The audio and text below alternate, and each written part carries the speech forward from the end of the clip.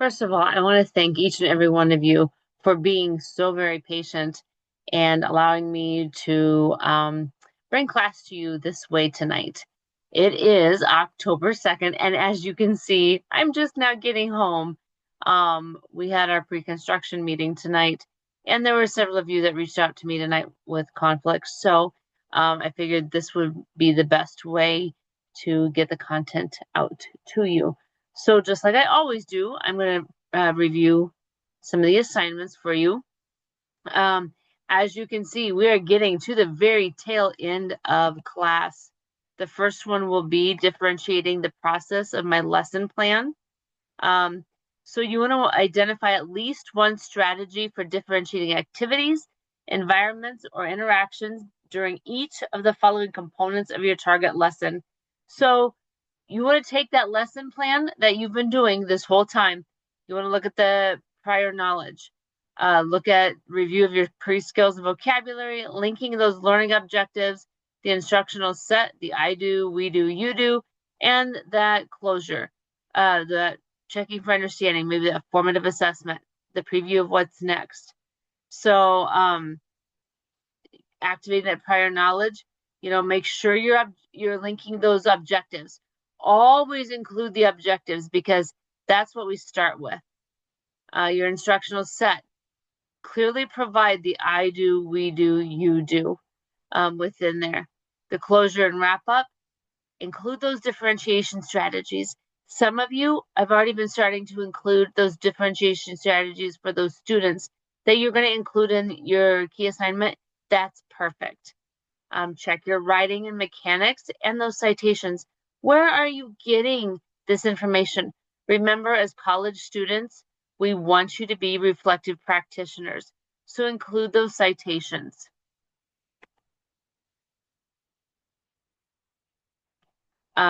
Your field experience 6, teaching a lesson. So on this, it can be a mini lesson. It does not have to be to the whole class. This is aligned to those scope and sequence, to those high leverage practices. So you should be nearing the end of your field experience, and you will have been assisting in planning instruction.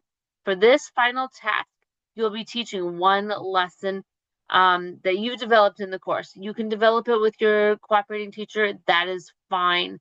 Your cooperating teacher will evaluate and score your performance using the cooperating teacher lesson observation form from your handbook. For this assignment, provide your cooperating teacher the observation form and then upload the completed form. It says to this Dropbox. It says submit a copy to the BVU office. That's not correct any longer. We don't do that. So your cooperating teacher will actually probably submit it to the office herself. So that's fine, but submit it here as well. So your co-teaching side trip 7, this is that one teach, one assist. You're not going to do this method too often, but it is really good if we're doing some observations. This is the least effective use of co-teaching, but sometimes it's good if we're watching a student maybe for some behaviors or some certain consultant roles. I do this kind. So that being said, we still use it, and I want you to look where you could use it within your lesson plan, okay? So analyze your key assignment for opportunities to employ these co-teaching strategies. If you can't find one, just generate an example of a time when you might employ this co-teaching method.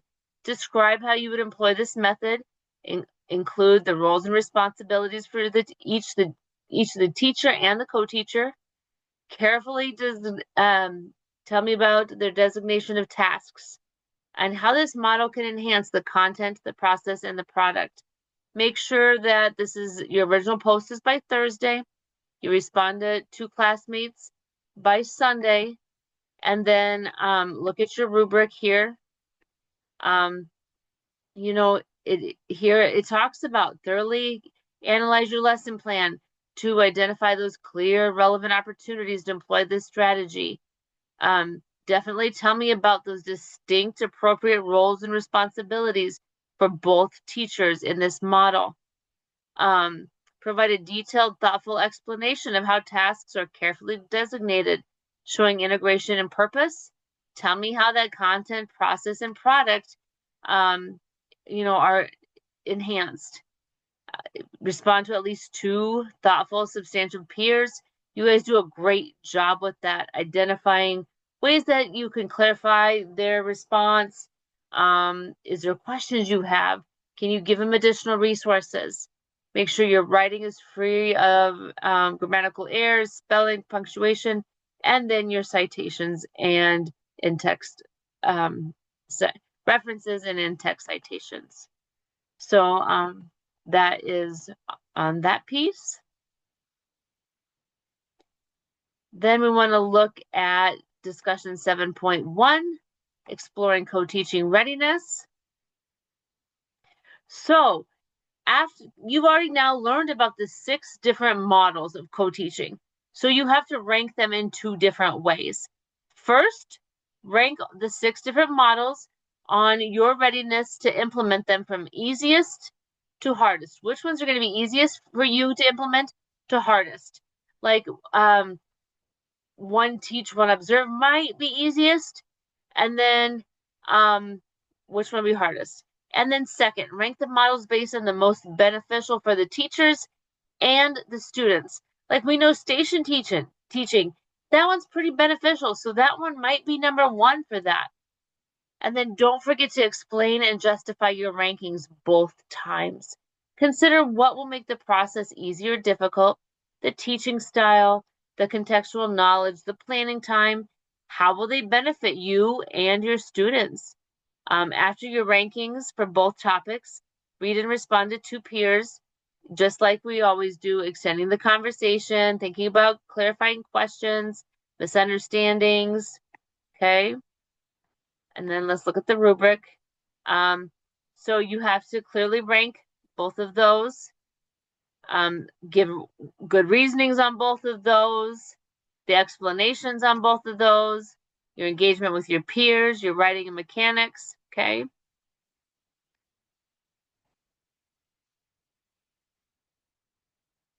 And then here is assignment 7.1, planning a co-taught lesson.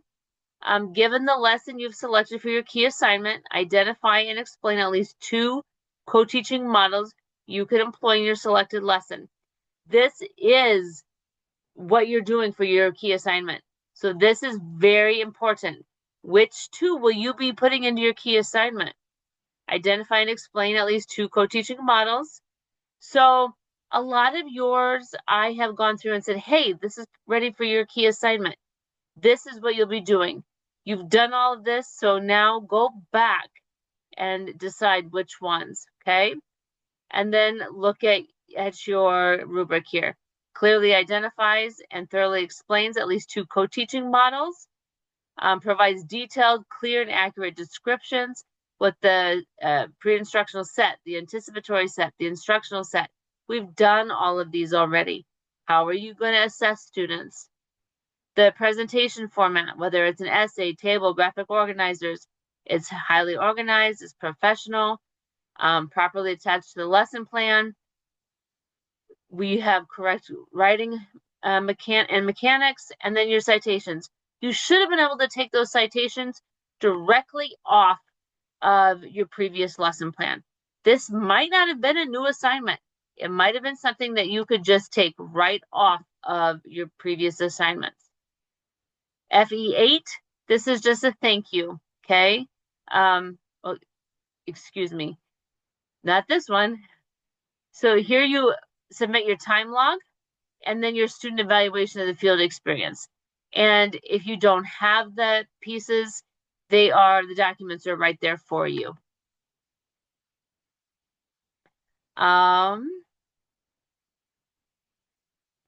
So here is your in-task artifact assessment. So here you're going to want to watch this video, and I'm not going to watch it right now, but you're going to want to watch this video. It's a SharePoint video. I'm not sure what this access denied means, so we'll have to look at that. But the artifact that you're going to create, it demonstrates your understanding of the standards in this course, all the standards. Now remember, at the very beginning of this course, I said to make sure that you'll be completing this. And so if this is your first time ever doing this, I'm sorry, but this artifact must meet all components of a level. If it does not, move down one level. And it's what you do is you have to look at standard 2, 6, 7, 8, 10.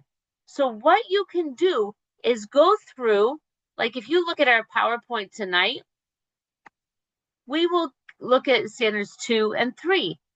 Go in and see what assignments did I do for those standards, and then you can put in there what you did for those artifacts. So in here, the core standard as presented by InTask formats above, you can paraphrase the standard in your own words, how you demonstrated it. Specific references, your artifact must include evidence of the reflection. You can put in your assignment examples. Don't just regurgitate and correlate. It should be free of grammar, format, spelling, punctuation errors. Watch the video in here. It'll really help you. It's not too difficult after you watch the video, okay? And then your in-task reflect. Oh, that is it. So I don't know why it's in here twice. I will get rid of the other one. They did tell me there was some formatting errors, so I apologize with that. All right, on to the material for tonight. Differentiating the process. So what tonight is about is our objectives are that you'll describe various instructional formats and arrangements, groupings, and the role of the social physical environment. That's in task standard 2, learner differences, and in task standard 3, learning environments. You will identify and describe various strategies for differentiating how students interact with information and each other during instruction or learning activities. That's in task standard 8, instructional strategies. And you will apply specific differentiated process strategies to a target lesson and case study. That's in task standard 7, planning for instruction, and in task standard 8, instructional strategies. So when we look at instructional formats and arrangements or groupings, this is the way in which teachers impart information to students or the way in which students take part in learning. Multisensory or active or interactive, this is a way of teaching that engages more than one sense at a time. A teacher might help students learn information using touch, movement, sight, and hearing. Teachers might have students use their fingers to tap out sounds in a word. Like if we have sat, we might go at, sat. Or students might draw a word in the air using their arm. They also do like the minus and the plus. Multisensory instruction can help with different ADHD symptoms. That's especially true if the technique involves movement. Being able to move can help students burn excess energy. Movement can also help students focus and retain new information. Inquiry-based, research or argument-driven. This starts by posing questions, problems, or scenarios, rather than simply presenting established facts or portraying a smooth path to knowledge. Students will identify and research issues and questions to develop their knowledge or solutions. Inquiry-based learning is closely related to problem-based learning. This kind of goes back to that small group that I told you about, that I have them be thinkers and let them determine when they need help. Inquiry-based instruction allows students to develop and practice critical thinking skills. Problem-based, student-centered approach in which students learn about a subject by working in groups to solve an open-ended problem. This problem is what drives the motivation in learning. Complex world problems are used as the vehicle to promote student learning of concepts and principles, as opposed to direct presentation of facts and concepts. So the teacher is not standing up at the front necessarily. The students are the ones that are doing the learning. This promotes the development of critical thinking skills, problem-solving abilities, and communication skills. It also provides opportunities for working in groups, finding and evaluating research materials, and lifelong learning. Lecture and/or demonstration. Lecture is a convenient instructional strategies. Material can be delivered efficiently since there are no interruptions from students. When I lecture in front of students or when I was in high school, I always had them be a part of it. So because I think that if you just lecture to students, you don't know what they're thinking. Lecture still allows teachers to relate new material to other topics in the course, define and explain key terms, and relate material to students' interests. Group investigation. This is data-driven teaching practice. With this practice, you put students into temporary groups to work together for only as long as is needed for them to develop an identified skill or to complete a learning activity.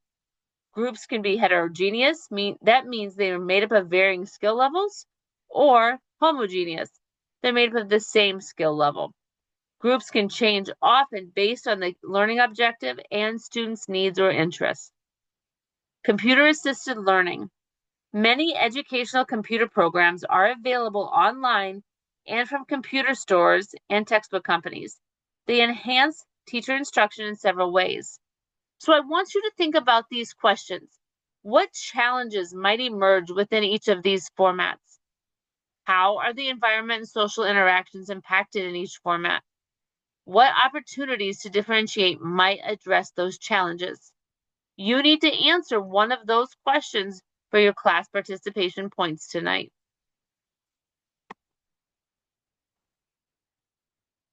Instruction arrangements and grouping. Peer partnering. A peer partner is a student who can effectively assist a special needs or challenged student without pushing, controlling, or dominating them. It is an interpersonal way to encourage classroom community and friendship by creating a peer relationship. You can do peer partnering in many different ways. I did peer partnering also amongst grade levels.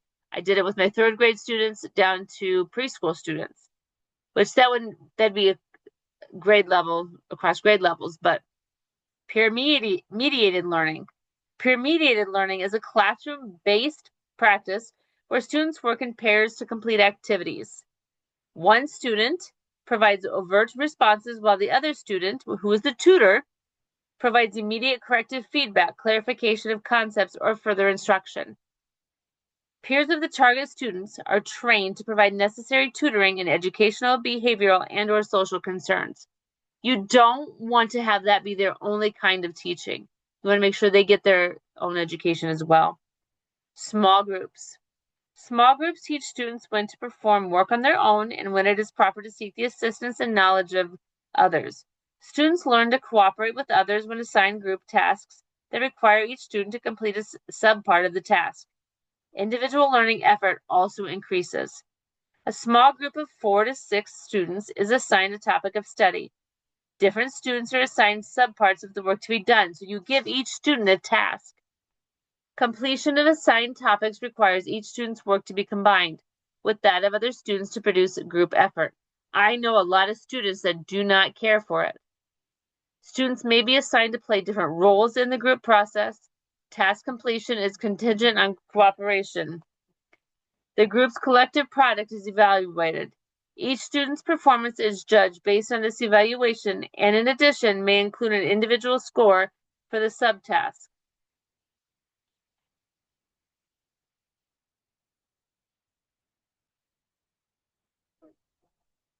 Group membership changes for different assignments. Generally, there's no intergroup competition. You don't want them competing against one another. Large groups.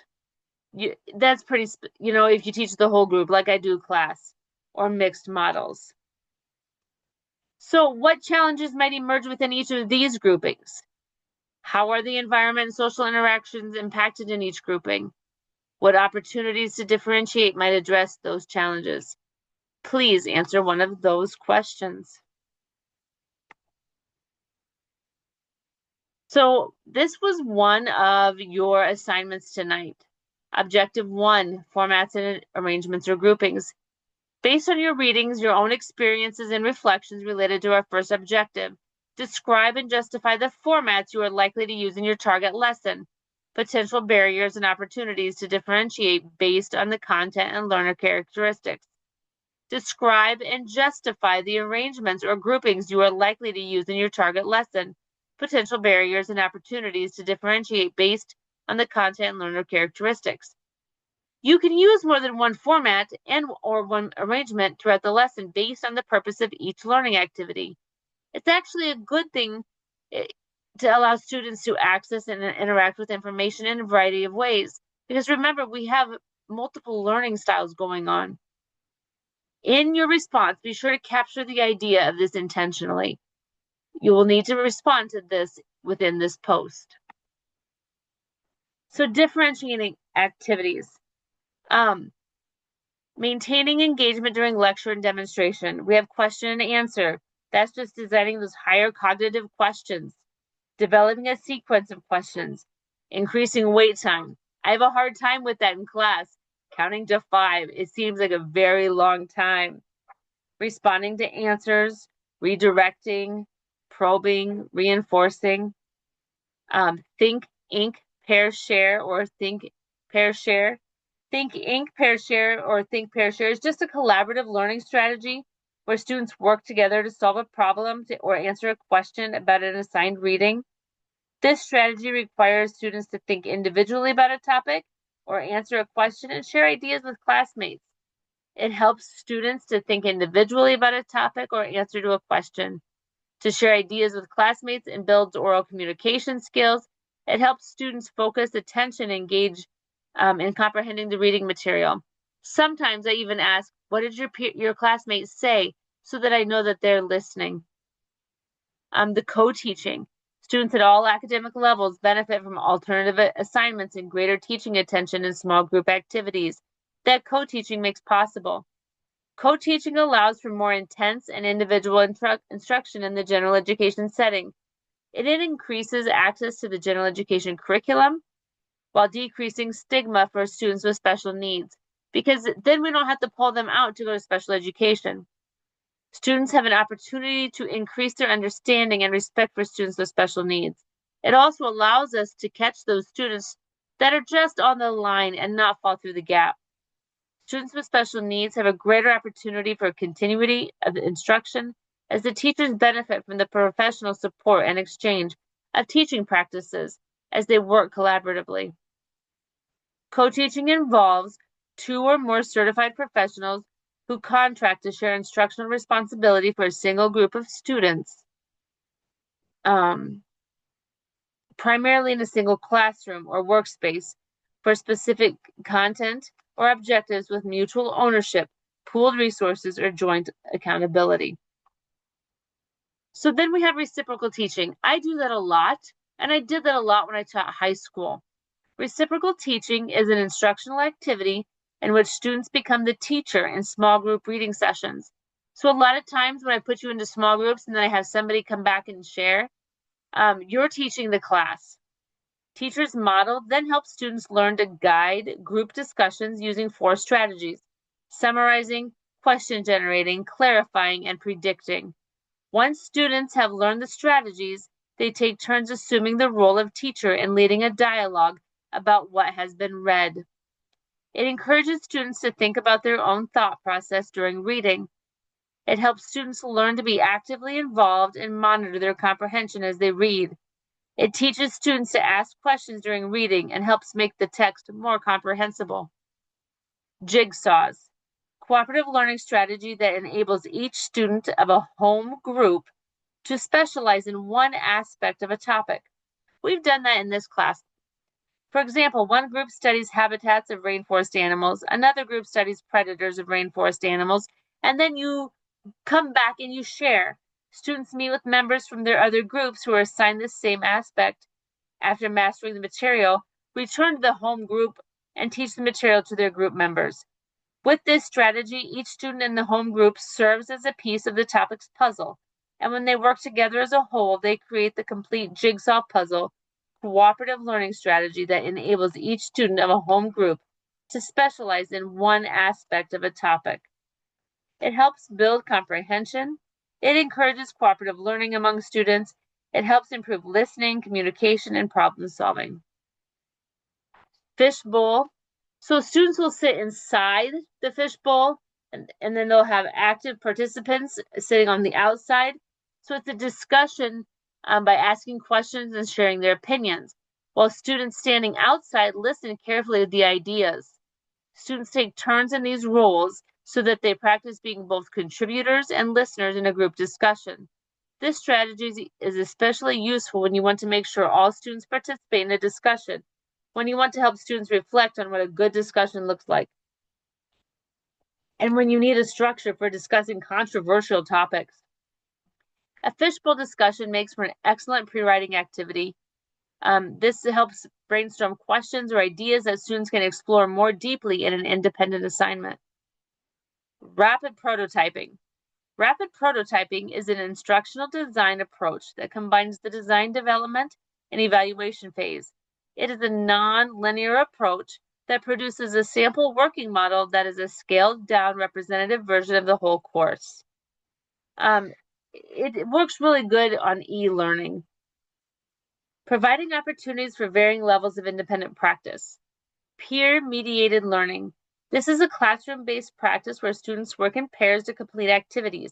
One student would be the tutee, while another one is the tutor. They provide immediate corrective feedback, clarification of concepts, or further instruction. You guys kind of do that when you respond to each other's discussion threads. Flexible grouping. Data-driven teaching practice. With this practice, you put students into temporary groups to work together for only as long as it is needed for them to develop an identified skill or to complete a learning activity. The groups can be heterogeneous, made up of varying skill levels, or homogeneous, made up of the same skill level.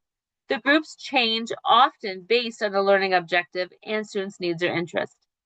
Frequent check-ins. You can videotape a model if you want. It can be individual of themselves or a peer doing the task that you wish to teach. Then they watch it and follow the model. Essentially, it's just like the typical modeling, except it involves some type of video that is recorded and then watched. Oh, excuse me. That was you can do that different ways. Okay. So then we have differentiating the environment. So you can do that with different seating arrangements. So I don't have it on here where you can do assigned. If you look up like book widgets, you can do peers, groups. There's just all sorts of different ones. I had it in my notes, but unfortunately my notes got shut, I think.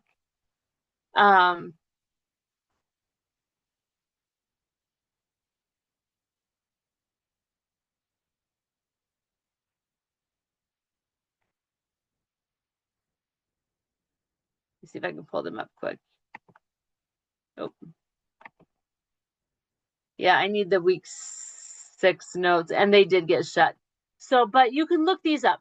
You guys know what assigned are, where the students are seated in rows or in pods. If you're seating with a peer or in groups, those are all, pretty exploration. You know how that is. Artifacts are a form of evidence that educators can use to tell the story of their classrooms and showcase their instructional practices. You know what field trips are. Now, you can do virtual explorations. There's a lot of free ones online. Research the internet. You can do those. Labs or stations. A learning center is a classroom area that contains a collection of activities. You can focus on an important learning goal. Contain materials to promote individual or student growth towards the goals. Use materials and activities addressing a wide range of reading levels, learning profiles, student interest. Include activities that vary from simple to complex so you can get from that learner that needs us to help them to those students that we need to challenge them. Provide clear directions for students. Offer instructions about what the student is to do if they need help. Include instructions on what to do if they complete the assignment. Use a record-keeping system to monitor what students do. Include a plan of ongoing assessments.